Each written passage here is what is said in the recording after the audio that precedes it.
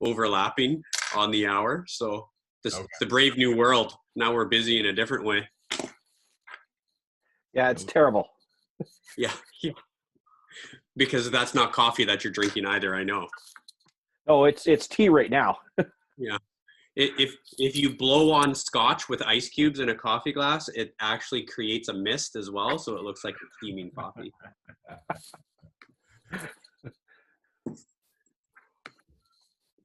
You know, thermal mugs will keep it just as cold. If you put it in the freezer and then pour it into a thermal mug, it'll stay cold. You don't need ice at all. People truly do think that I'm drinking coffee, but it's okay. And then this is the water. So I just back and forth, back and forth.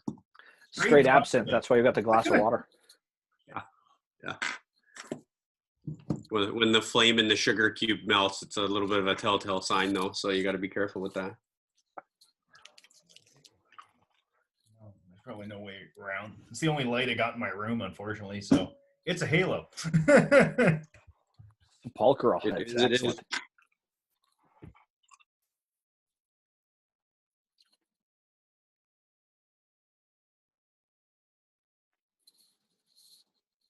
I get a white scene 10 hour, and it just plays. I put the contrast all the way up, and that gives me that, because without it, I'm that.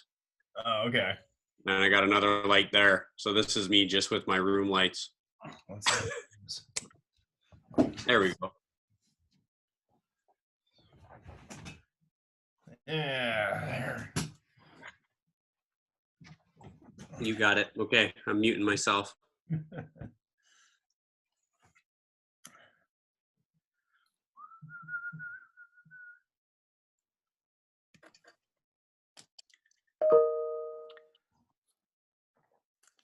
Jay, how you doing? Good, yourself? Doing well. I got to put you guys on mute here because I have a screaming child in the background. Let's make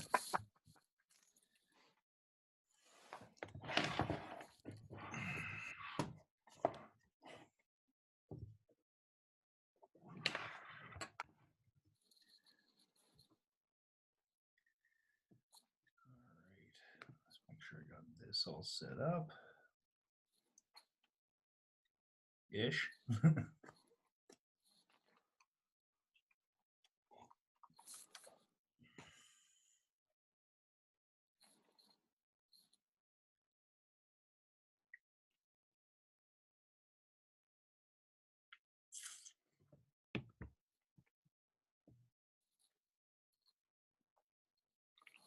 Mostly tribe. Jax, how's your week going? I know we'll talk here in a bit, but Hectic. I've been up since probably 2:30 this morning. Okay. Is what it is, though. Yep. Clients are still working for the most part, and trying to figure out plans for some of our bigger jobs still.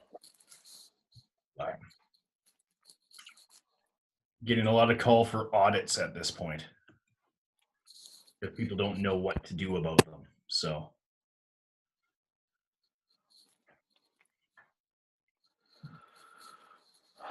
Hello, Shannon. Hello. Sorry, had to unmute.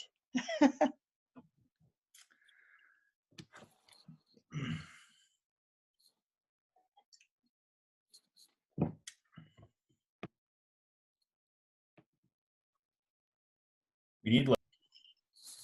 And we will get started. Welcome all. Thank you for joining us. We're here in the ongoing series from Cyndicate organization to share business advice, suggestions, teaching, and learning to business owners. Now, for the bulk of the people on this call today, of course, you're part of that Cyndicate tribe. But in the future, we're looking to bring in even more people and being able to share even more. Ben, welcome to the party. On our Cyndicate call today, we've got Jackson Fisk from Goal Zero, who is one of the foremost experts safety in Alberta and in our region. And he has had tens of thousands of hours of practice time. He's worked with hundreds of companies, and now he's going to be sharing fundamentals, which means that everything that almost every company needs to do. There have been a number of changes to safety and safety legislation over the last couple of years.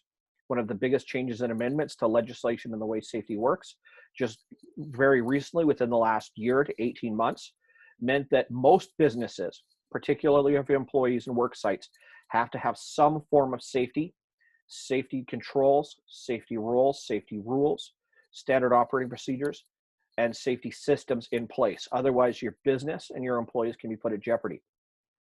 Jackson's role and his job with Goal Zero is to help small, medium, and large enterprises realize what these shortcomings and what these disadvantages that they have, what they can do in an immediate term or from an immediate future standpoint to be able to help those businesses, and then ultimately be able to put themselves on the right track when it comes to their safety processes and their policies as well.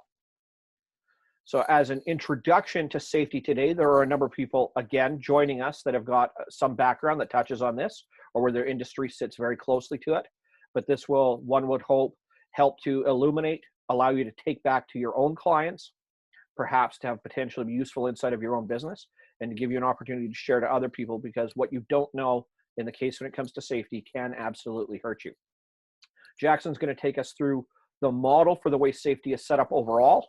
And then, as the title suggests for this segment, 4 safety tools every business needs in today's marketplace, we're going to dive down and talk more specifically and more exactly about the 4 fundamentals that we're going to need to set up basic structural safety systems for our businesses and how we can expand from there. Jackson, welcome. Everybody that's joined us, welcome to it. And Jackson, I will turn the floor over to you. Well, thank you, Mitch, and thank you, Cyndicate family, for showing up and supporting. That's awesome. Well, Mitch pretty much just said my whole presentation in like 3 minutes, so I don't know what else to talk about after this, but we'll figure it out. So I'm just going to share my screen. Hang on here. Screen share.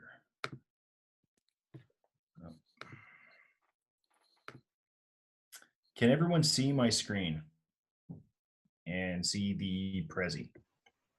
There's no presentation. Oh, now there is. Yep. Perfect. Okay, cool. I can Working see through, it. working through technology, not like I use it every day of my life. Okay, so fundamentals of safety. Regardless of the company, what your operations are, what your capacity is, if you are in business in one form or another, health and safety needs to be part of your operations. Now, a lot of it we deal with an HR perspective in a lot of different industries, right? Our white collar, we usually have operation manuals, HR manuals, but they're still going to incorporate health and safety into those policies. Okay, so anything from the landowner to prime contractor to the contractors, subcontractors, whatever facet your business operates in, if you contract to other people, you are responsible for health and safety. Now, that prime contractor is also responsible to make sure that you follow health and safety legislation. And these are kind of the points that a lot of businesses miss, right? Or they don't enforce. So I give you an example. I had a client come up to me and go, "Hey, Jackson, I don't really have employees." I go, "Okay, well, what do you do?" "I only use contractors." Go, "Okay, so what processes and policies do you have in place to ensure that they're following legislation?" "Well, I make sure that they have WCB and I make sure they have insurance." "Okay, that's cool. That's a good start. How do we know that they're actually following legislation and following everything that's outlined that they're supposed to follow?" And they go, "I don't know." Cool. Well, if they don't follow it, you're still responsible. Okay. So you have to have processes in place to make sure that your contractors or whoever you're working for, those checks and balances are in place. Because if not, it falls on you. Kind of makes sense? I can't see anyone's face, so it's going to give me a thumbs up or yell out if this is kind of making sense as I go through it. Thanks, Mitch. Okay. So a little bit background to me. Been working in health and safety now for, I'm aging myself, over a decade or so. And it touched every aspect of my careers, from the military to medic, firefighter, trades, and every aspect of management. Okay. And it wasn't until I started to educate myself in it specifically that I understand on how much and how important it is to a company's operation. So when we talk about health and safety, there's a few different things we can talk about. And I like to have it as a sliding scale of compliance and culture. Okay. And when we talk about safety, compliance to culture, we either have, okay, we have some check boxes that we got to reach. I do everything that I'm supposed to the lowest common denominator to make sure that my business functions. And I'm going to tell you that most companies that I see and I go talk to, 80% of them don't even hit compliance anymore. Okay. So it's pretty scary. Most people only do things that they're either taught, they know, or they've screwed up at and they've had to fix. Right? Because that's how they're educated in knowing that they have to do them.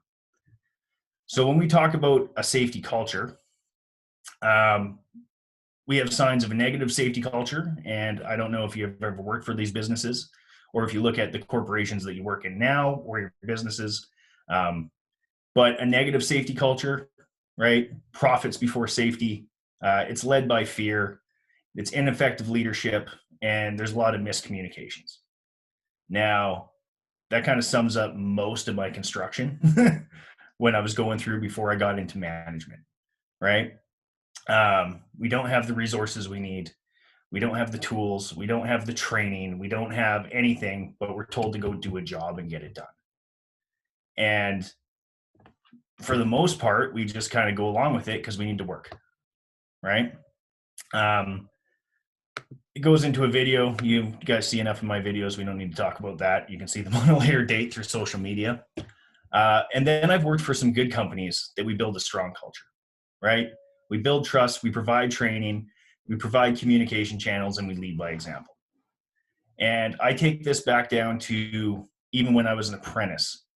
And the first journeyman who actually taught me how to do my job properly pretty much changed the trajectory of my whole career and my life, because working from a negative safety culture and being used to that, you just went, well, it is what it is. And then I had one person take me aside and go, what do you think we should do? And I went, well, I don't know. You tell me. They went, no, use your brain. Let's step this out. Let's look at the job we're going to do, because one day it's going to be up to you. And I was talking to him and I went, well, I don't get paid to do that. I get paid from here down. And he goes, cool. Then you're going to be like everyone else in this industry. And if you want to be like everyone else, I don't want to work with you. And if you want to be good at what we're doing, then you're going to start using your brain and you're going to think proactively, and we're going to do this and work together. And it built me into, who I am today, because he led by example, he communicated, and he trained me, right? So that's from a trade perspective. But if we do this in every aspect of our business, it doesn't matter what you're doing. If you can provide the training, you trust your employees, we can build a good safety culture, okay? Or business culture or operational culture. And that's kind of the goal that we want every business to go to. And if you don't have a strong culture, well then, hopefully we're hitting compliance. And if we're not hitting compliance, then you're just playing a lottery and we're hoping nothing happens.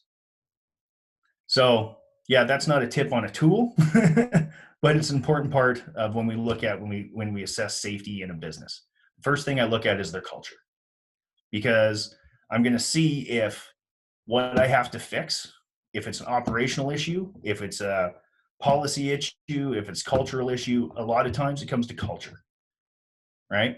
Because if we don't have those leaders that are willing to accept health and safety and provide a safe working place for all of its operations, all of its employees, of every facets of its business, then, that's where I need to fix it first. And that's where we call in other professionals to help as well. So the first tool on every foundation of a health and safety system is management commitment. If we don't have management commitment and a clear management commitment policy that's written, documented from a company's top level of the company, we don't really have a standing point. Okay.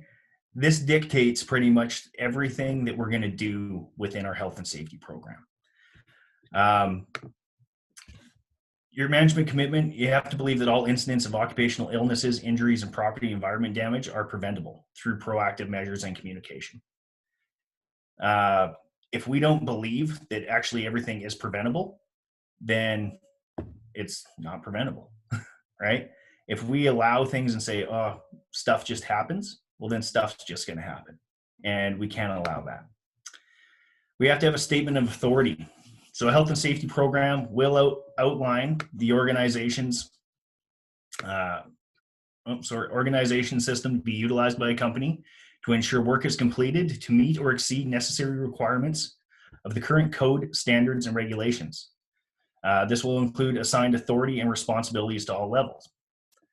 So when it comes to safety and operations of a company, I don't know if you've heard this at all, but if it's not written down, you can't prove it. So whether it's an investigation from the government, regulatory body, or anything, if you don't have something written down, you can't prove that you did it.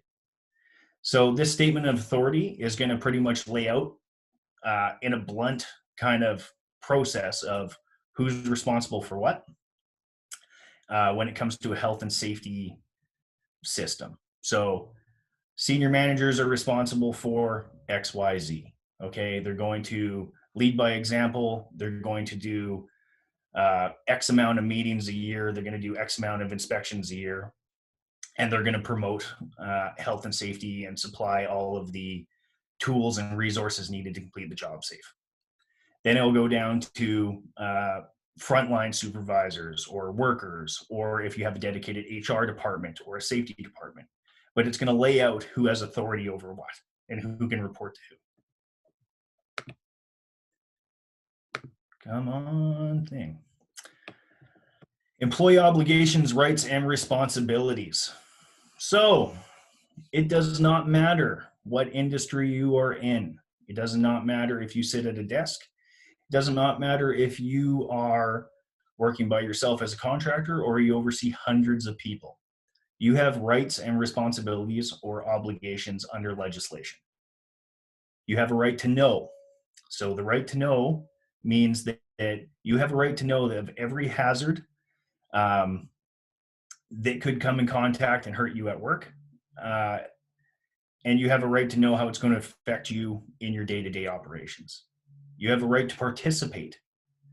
That right to participate means pretty much you have a say, okay, within the company's health and safety management system. So we do this by proper two-way communication, proper meetings, and actually being involved in the health and safety process. And we'll touch on that a little more. But if it affects your health and safety, you have a right to say and participate in it.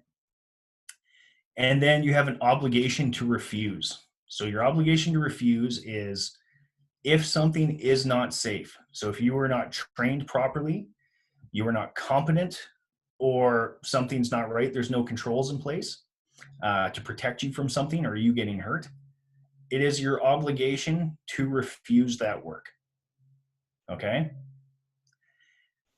Not enough people do this at all. A case study example, I guess, would be I had a client, and it's been 1.5 years now, and it was a drilling company, and they were working in Kitwanga, BC, and they were doing piling. So I don't know if any of you have seen piling rigs. The rigs go on the back of a truck, the derrick lifts up, they drive it in position, and they drill piling holes. And they decided to set this rig up 5 feet away from a 25,000 kilovolt electrical utility line. The swamper grabbed the winch cable decided to walk over to hook up its auger. The truck was parked under the utility line. So as soon as he started walking towards his auger, the electricity arced over, went down the winch line, entered his middle finger, and blew off 3 of his right toes.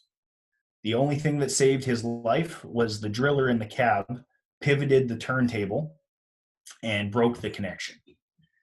So I got a call. I had to fly up to Kitwanga, BC, and do an investigation with WorkSafe BC. And this took about a month. And doing our investigation, we found numerous holes. And it comes back again to a culture issue.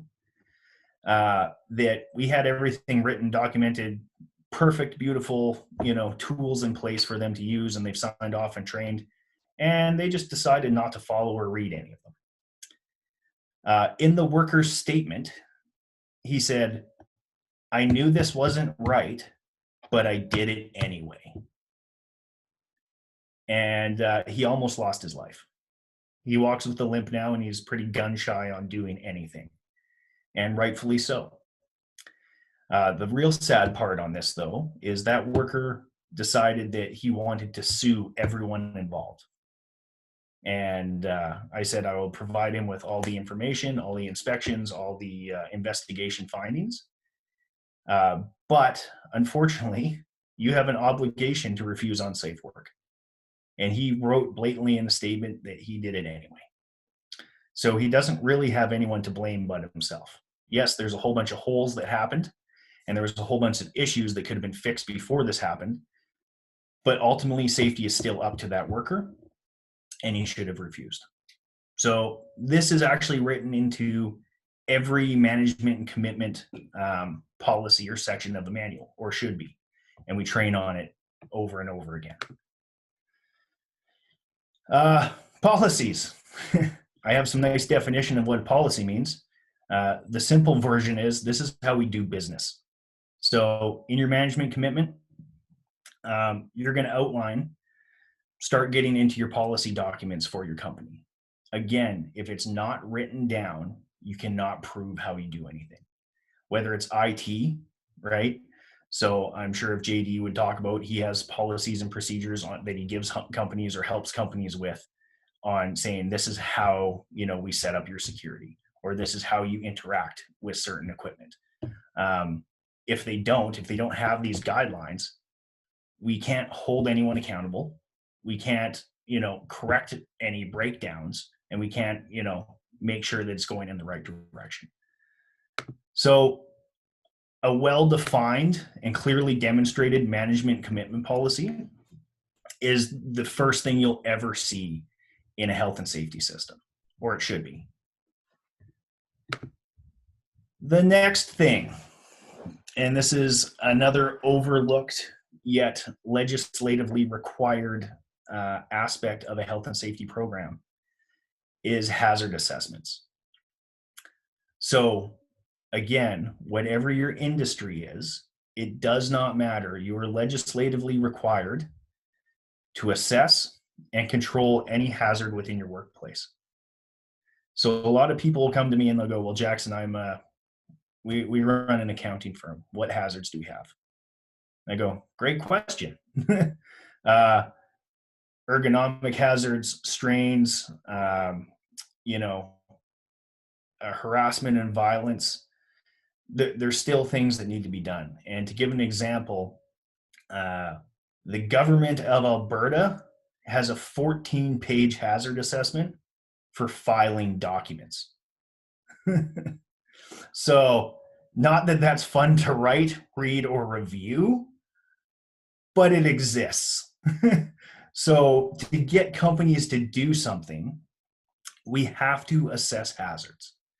And we do that by pretty much a few things. We have to identify hazards, and we break them down by either work task or position. Okay? So position, we kind of do a general overview, and that's a good start. And then we can dig down into work tasks. So for some of my clients, it can be very simple. We have an administrative task, we have a supervisor task, and we have a field task, or group. And then we do a hazard assessment about it. And, you know, again, to get to that compliance level, it works. It works very well. And then when we go to build culture, then we start breaking that down and hammering it down a little deeper. So we could go into, well, my office clerk has to sit at the desk, they have to file paperwork, they do run errands, they do some cleaning activities, they do X, Y, and Z. And we will hammer that out and we'll go through those. So a majority of occupational incidents and illnesses are preventable. And this event is to introduce the process of hazard assessment or hazard identification assessment. This process is a fundamental part of your health and safety program, and we need to do it to monitor hazards and activities in the workplace. So the biggest thing is, if you were to have an incident or a claim, whether it be ergonomic stress, you know, a person got, say, into a car accident to and from work or during work activities, or, you know, we have hard trades and, you know, that worker got hurt. The first thing we do is we pull this hazard assessment document. It's the first thing that I usually look at in an investigation, or I ask for it. I ask for this, and then I asked for permits, policies, procedures, training, all that. But if they don't have this document, I know that they didn't actually assess their workplace and they don't care about their workers at all, because this tool should be built before your workers go to work. This is usually done by a team. So depending on the size of your operation, it can be done by an owner. It can be done by the person completing the task. It can be done by a joint health and safety committee, or it can be done by a full department. But the more people that you have involved in this process, the more accurate it's going to be. So when I go and I build hazard assessments for companies, I ballpark them, because I don't do all the work that they do, right? I can't go to Matt and go, hey, Matt, I know everything about barter. Let me write a hazard assessment for this. I have no clue. I can assume and I can make assumptions, and I can lay out a framework for them and go, okay, this is what I think. Now let's sit down. You actually do this. You know what your workers are doing. So let's hammer through this and build down and make sure it's accurate to actually what you do. Because if these tools aren't built accurately for the work being done, people aren't going to follow them anyway. Okay? So a formal hazard assessment is a step-by-step process. This is an example of what a formal hazard assessment template would look like. This template is just pulled from the government. Mine are a little different of how I break them down. But we do the position and type of work. The assessment is performed by, it's usually who built it, right? Or the team who built it. We hammer out a list of tasks. So the more detailed we can get into this task, the more detailed we can get into a hazard assessment. Let's see if I can do this a little better so you guys can. Is that a little better? I have 0 feedback, so we're going to say it's good. So tasks, we list all tasks and activities for the job and position. And again, the more that we can actually hammer this down, the better. Now, I've had guys, they try to go, or people, they go, well, what, you want me to tell me how to tie my boots? If you need to, right? I don't know of your work culture and your competency level, but sometimes we need to be that specific, right? If it's specialized PPE or a specialized task, yeah, I would actually hammer down onto how to don and doff PPE properly, right? Because it depends on what we're going. Say we're going into a hazardous chemical atmosphere, and we need specialized PPE. I'm going to tell these people what type of gloves to select, or I'm going to advise them what to select. I'm going to advise them how they're going to put these on properly. I'm going to advise them how they take them off properly, and what happens in an emergency if something, were to go When it comes to an administrative task, well, it might be, okay, we're going to assess our work area. We're going to set up our workstation. We're going to do an ergonomic assessment, right? And then we're going to break down our task further from there. For each task, we list out all existing and potential health and safety hazards. So this could be, again, a sprain or strain injury. We don't say sprain or strain, though. We're going to say strain due to overextension of one's body or improper ergonomic position. It could be a physical hazard. So, if we're working in a yard, it could be we have vehicle traffic, we have other workers in the area, we have big equipment, we have, we're working with heavy tools. We will put all of these in there. Then we get to risk rank it. So severity, likelihood, and risk. Definitions are always built into a risk matrix. So for here, severity, how serious could the consequence be? 3, it could kill you or cause permanent disability. 2, it could send you to the hospital. 1, it can make you uncomfortable. So obviously, the higher the severity, the more we actually want to put in controls and look at. The likelihood, how likely is this going to happen? Very likely, it might happen, it is unlikely. And then the risk, calculated severity times likelihood equals risk. Now, this is their example. This is what the government actually puts out as an example of a formal hazard assessment.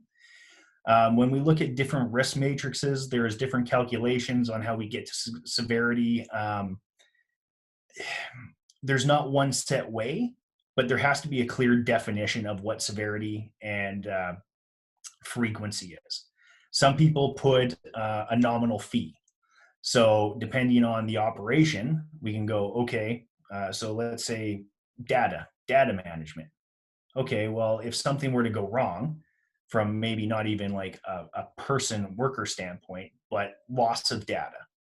Okay, so if someone did something wrong, and so the worker might be okay, but say we lost 500,000 to $1 million in revenue, or however we calculate that, that could be a high risk, right? So we can put a nominal fee to it.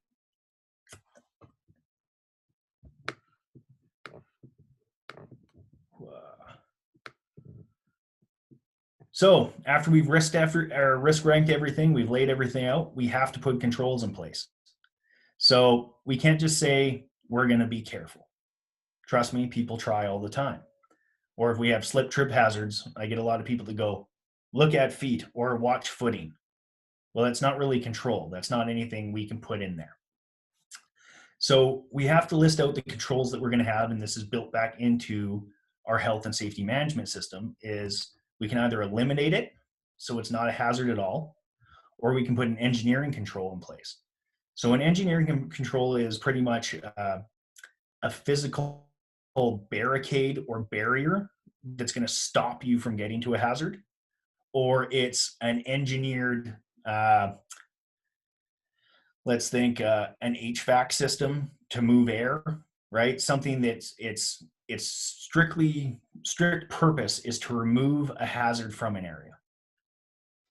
Or we have an administrative control. So an administrative control is anything that we write down, whether it's a standard operating procedure, a code of practice, safe work practice, or this hazard assessment in general, telling us how we're going to step it out and how we're going to control things, is considered an administrative control.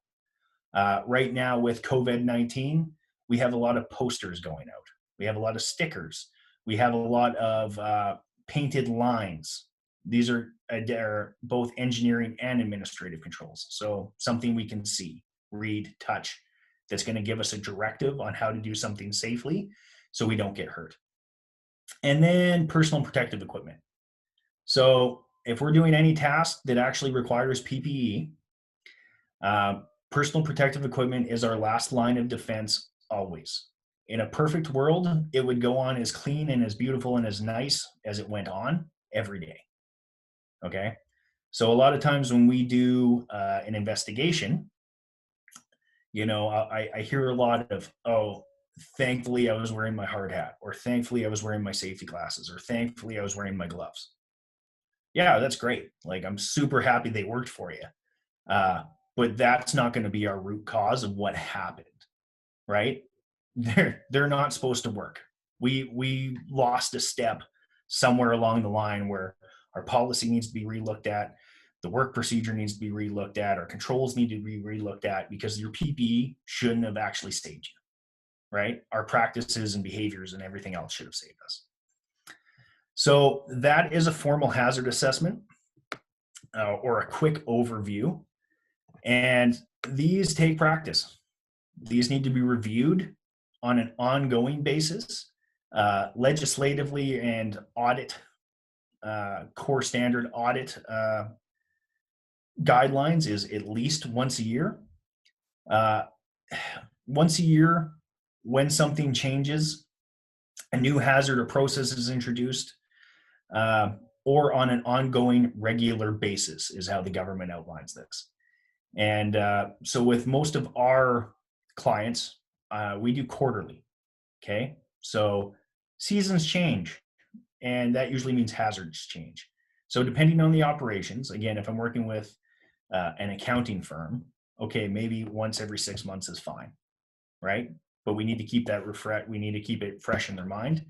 And we want people actually engaged in this process.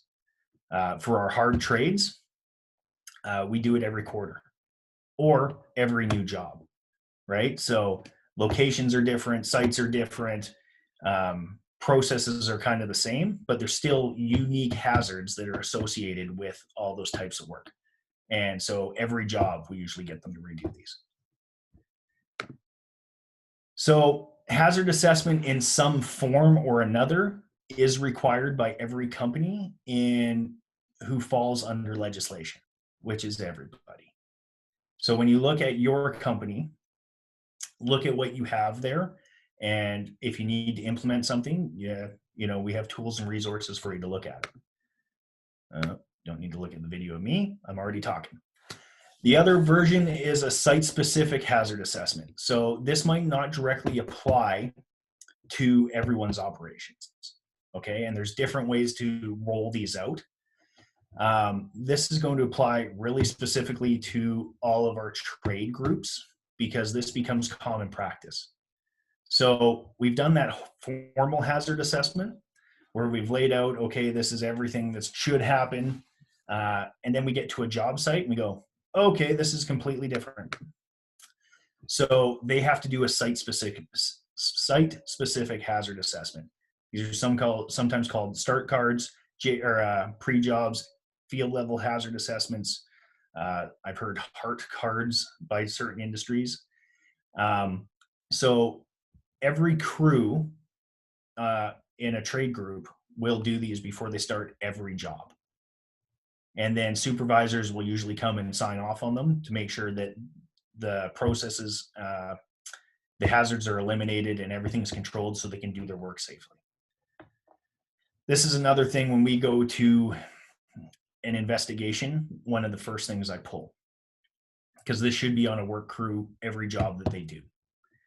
Now, being in the industry that I am, I've always pulled these apart.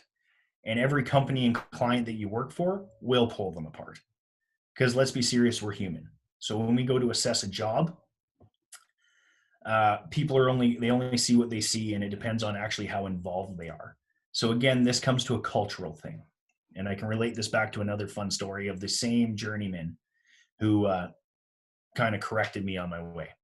When these first came out, I was still in the trade where they weren't a thing. When I started, this wasn't an actual document. And when they came out, we all went, these are stupid. Why do I have to do this? This is dumb. And I remember I spent 2 hours one day in the office trying to line up the printer rollers so I could fill out the perfect one and then print 30 copies for the month so I didn't have to do them every day. And when he found me, he went, what are you doing? You should be fired. I went, what? I'm making our life easier. He's like, how much time did you spend trying to correct this document or make this perfect? I said, I don't know, a couple hours. He said, cool. How long does it actually take us to write this in the field? Like, 10 minutes? He's like, yeah. So you could have done one every day and not wasted my time and when I need you to do some help.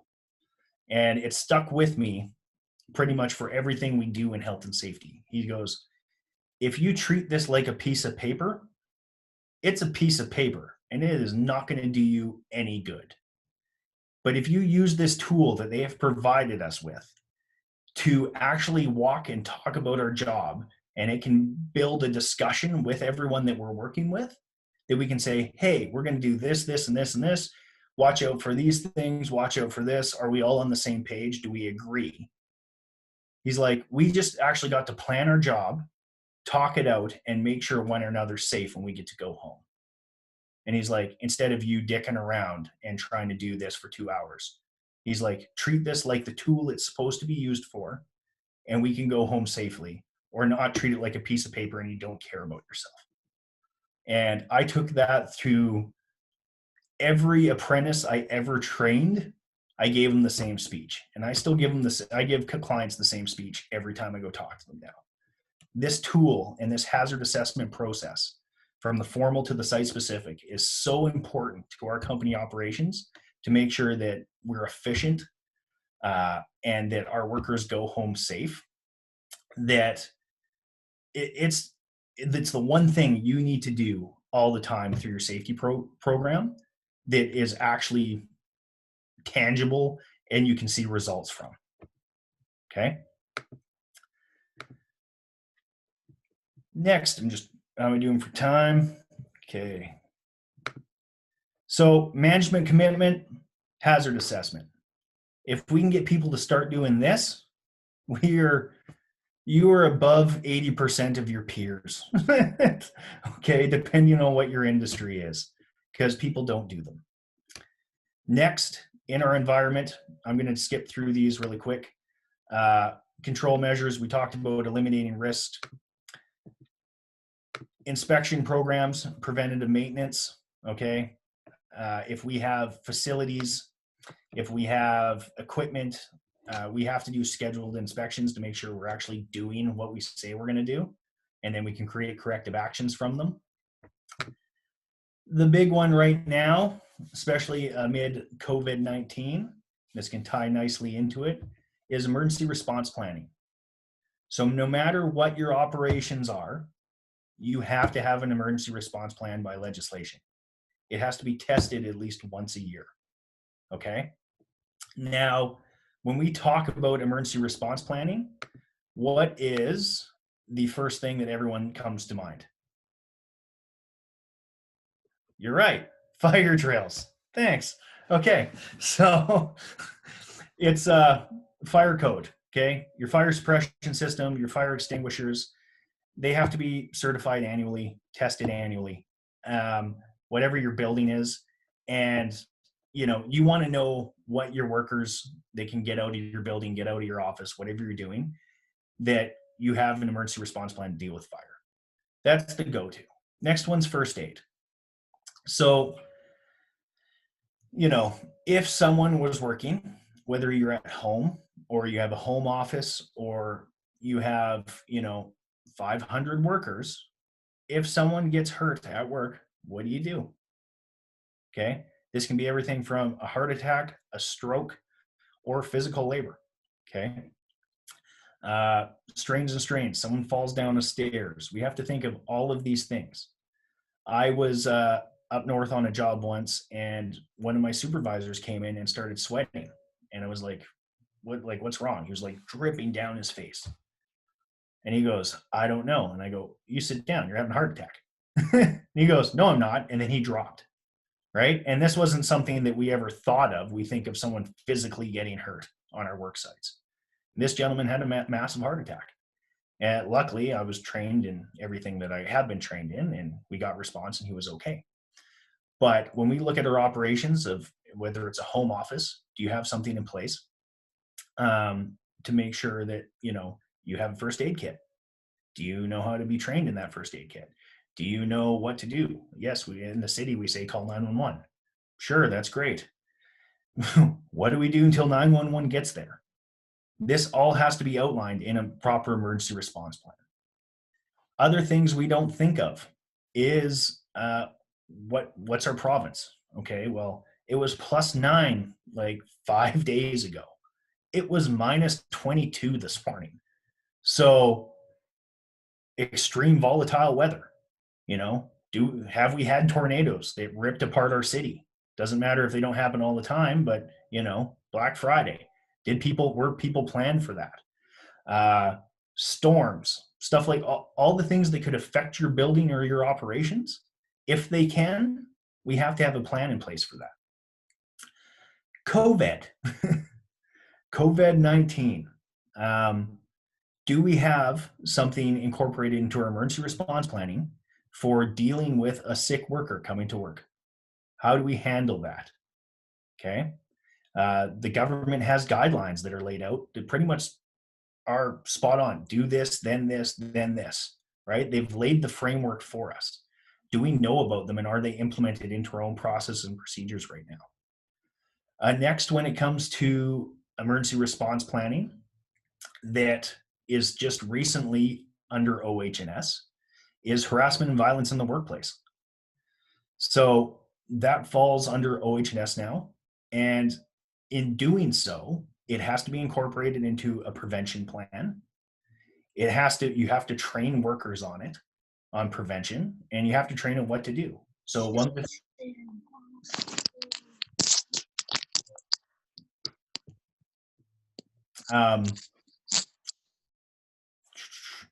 sorry, just caught me off guard there. So we have to incorporate all these aspects into an emergency response plan for every one of our operations. Then we have to train people, and then we have to test them on it. So we have to know that they actually know what to do in case of emergency. If we just write it down, it's no good to us, right? We have to make sure that it's effective for our operations. Then we'll blow through competency assessments. One of my favorite, I'm matured now. I have more boardroom etiquette. But one of my favorite things was to call people not competent in their work if something were to happen, right? Competent means adequately trained or qualified to work with minimal or with enough experience to work with minimal or no supervision. We actually have to have a documented process on how we prove competency. Under legislation right now, you think it would have had to be all the time, but it's written that supervisors have to be deemed competent, right? They don't just get to be the oldest person and been there the longest.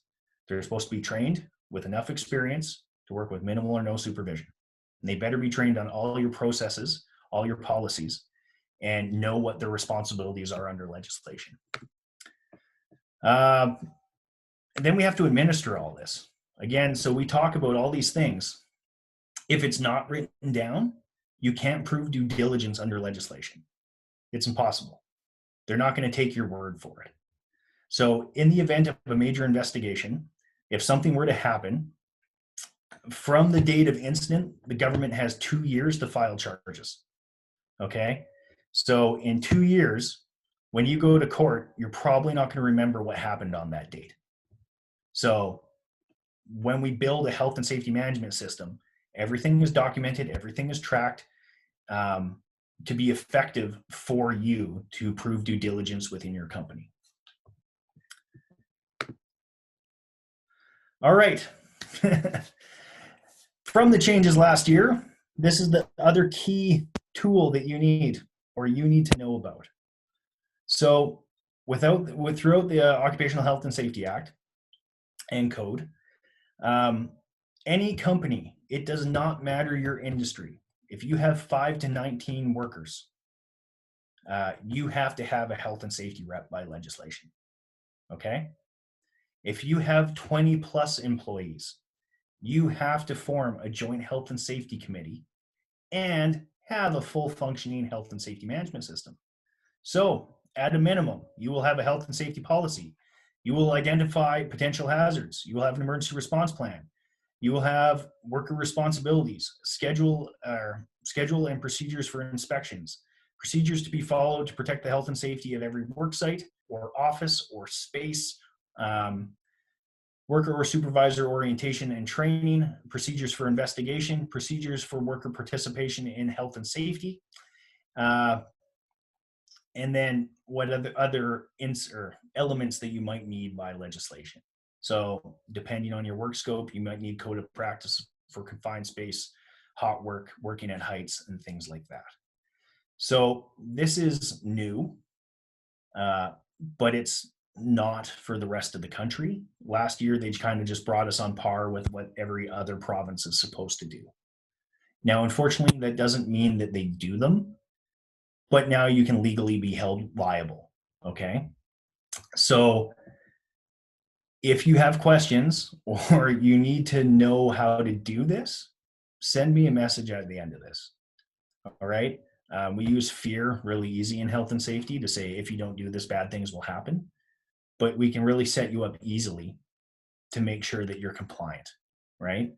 And it's supposed to be an ever-evolving thing. So your health and safety rep should be trained to understand all of this. Your joint health and safety committee should work as a team to resolve these problems. Again, this brings back from a compliance to culture aspect, okay? And the fun part. So what can go wrong? Rule by fear. No, rule by education and everything will go right. But violation tickets. So in 2014, the government passed $100 to $500 tickets for things like PPE, housekeeping, emergency response planning. There's like 67 of them. If you guys follow my social media, you'll see them popping up every week, right? These tickets can either go to a worker directly or the employer or both, usually both, right? So if one's not compliant, if the worker's not compliant and they can get a ticket for it, you best know that the company's getting to. These get attached to your license, like a speeding ticket, okay? So when you go renew your registration, that's where they're going to ding you. The $100 to $500 violation tickets are pretty much like an invitation for them to look at everything else that you're not doing, okay? So to put in an example, roofers in 2016 got $600,000 worth of fines. Why? Because you can drive down the road, look up and go, yeah, that guy's not tied off. Okay, let's go see what else they're doing wrong. And usually it was everything, okay? Because they just refuse to implement anything. Administrative penalties. So after you get your nice $100 to $500 ticket, they're going to go into and look at an administrative penalty. So again, if it's not written down, it means you don't have it, okay? So administrative penalties can be a maximum of $10,000 per day per contravention. Now, they just really started hammering these home, and yeah, but on the spot, an OH&S officer can come write a 10 grand ticket to a company, okay? Usually, again, if you have a great culture, you can stop this from happening. You can go, hey, look, what do you recommend? We're going to help implement this, and they'll give you some time to implement proper policies and procedures. If you say, hey, you can F off and get off my site, well, the ticket book comes out. I got time for this? Yeah. So a good example is my business partner's colleague is OH&S enforcement for Calgary, and he was driving into a McDonald's to get some lunch, and one of the McDonald's employees was taking out the garbage or at where you order, and he was smoking. So the guy politely asked him, hey, can you put that out? And the kid told him to F off. It's none of his business.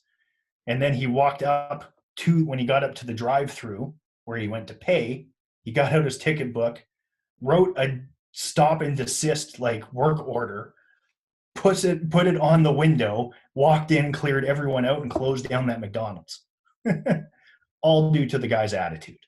And obviously an awesome abuse of power, but I found it very entertaining. right? So they can do these things. If you're in violation of anything, they have the authority to stop work. And then fines and jail time. So I can't give you the whole history lesson on how this came about, but this came about from, it was called Bill C-45, and it was the West Ray mine incident. So this was kind of the start of all of our fines and penalties. It got approved in 2004, and it was a result of Pictou, Nova Scotia. A mine blew up, killing 27 workers, I believe. And at the time, there was no legislation to actually hold the company accountable for the health and safety violations. And this is where all this has came from now. So if you can be criminally charged under Criminal Code 217 now, and you have to be found negligent of, health and safety, you can do jail time now. The first person to actually get jail time, I think, was 4 years ago now, and it was a superintendent in a swing stage collapse in Toronto, where 3 workers died, and he got 3.5 years. And they proved that they didn't have policies in place, procedures in place. There was a timeline and bonus structure based on, everything that to get this job done. So they skipped steps. They showed wanton disregard for the human safety, and it cost 3 people their lives. And now you can do jail time. So, doesn't matter your industry, you are liable and responsible for you, your workers, and anyone who contracts you. Okay, so make sure that you're protected and you have things in place. So what's next? So we built a gap analysis tool for anyone to review their health and safety program. Okay, if you have one, great, use it. If you've implemented everything, that's awesome. Keep up the good work. If you haven't, if you use this tool and you hit no on a bunch of things, well, guess what? You got some work to do, but that's okay. There's resources to help. We have them.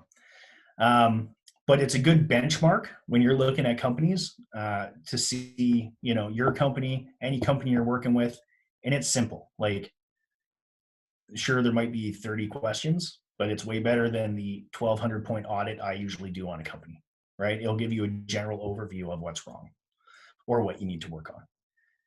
And I think that's getting to my time. I've been talking a long time. I hope some of it made sense. I hope I didn't rush too much. And if you guys have any questions, comments, or concerns, I would love to hear them. Stop sharing.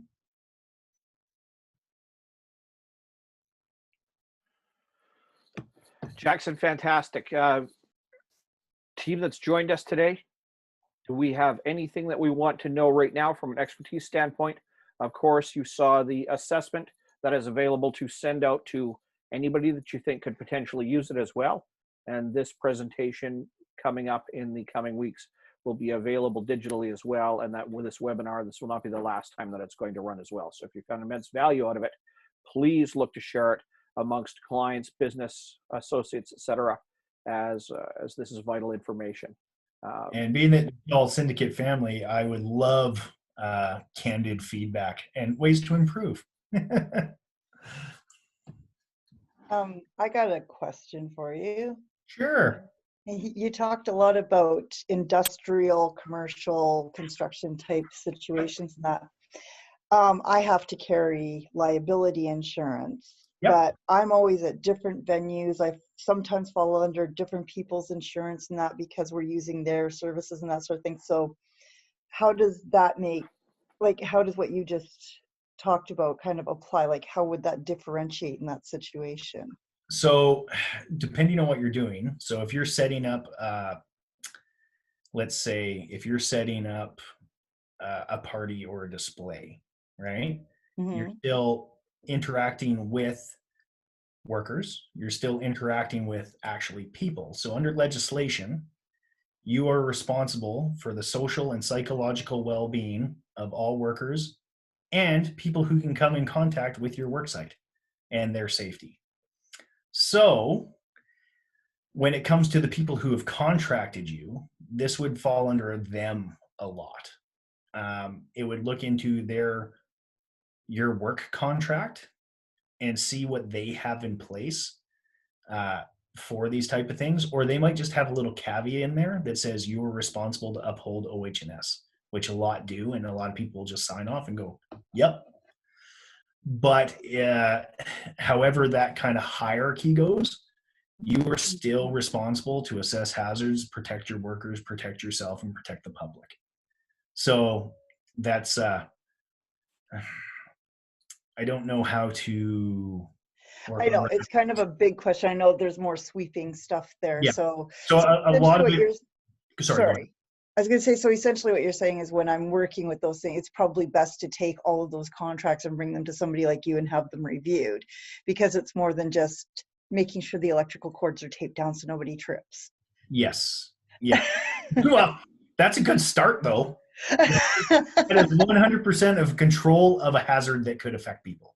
But yes. Yeah, no, I do that all the time, but there's a lot of people that I've worked with, they seem to think that they're clear. As long as nobody can trip over something, they're clear. So they've got out the, big reams of duct tape, and they're taping everything down to make sure that those are. But I've always been kind of convinced that there's probably a little bit more to our responsibility than that.